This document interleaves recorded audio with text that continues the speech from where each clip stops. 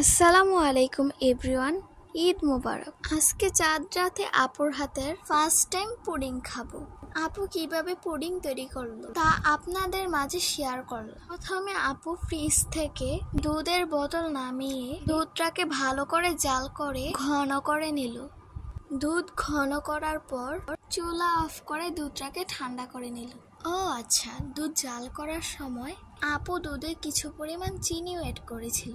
তুমি এই রোদের মতো আমি এ পর্যায়ে একটি পাত্রে কিছু পরিমাণ চিনি দিয়ে ক্যারামেল তৈরি করে নিল। আমি তোমায় মাগছি গো, তুমি এই মেঘের মতো বৃষ্টির আশায় থাকছি। দুধ ঠান্ডা হওয়ার পর একটি পাত্রে নিয়ে নিল, সাথে দুটি ডিম অ্যাড করে ভালো করে দুধের সাথে মিশিয়ে নিল।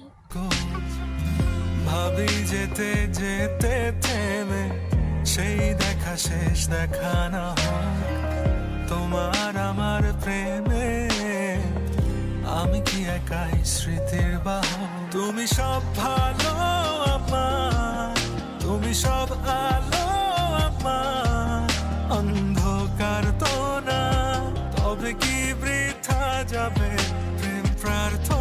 এ পর্যায়ে ভ্যানিলা এসেন্স অ্যাড করে দিল, তারপর আবার ভালোভাবে মিশিয়ে নিল। এইবার ক্যারামেলের মধ্যে দুধের মিশ্রণটা ঢেলে দিল। ঈশ্বর কি তোমার আমার মিলন লিখতে পারতো না। আগে থেকে একটি পাত্রে আপু পানি গরম হতে দিয়েছিল। পানি গরম হওয়ার পর পুডিংয়ের মোলটা পানিতে বসিয়ে দিল। এবার 40 মিনিটের জন্য ওয়েট করতে হবে। ঈশ্বর কি তোমার আমার মিলন লিখতে পারতো না। ঈশ্বর কি তোমার আমার মিলন লিখতে পারতো না। এই তো তৈরি হয়ে গেল আপুর হাতের পুডিং। দেখতে কত সুন্দর হয়েছে, তাই খেতেও অনেক মজা হয়েছিল। ভাবি যেতে যেতে থেমে সেই দেখা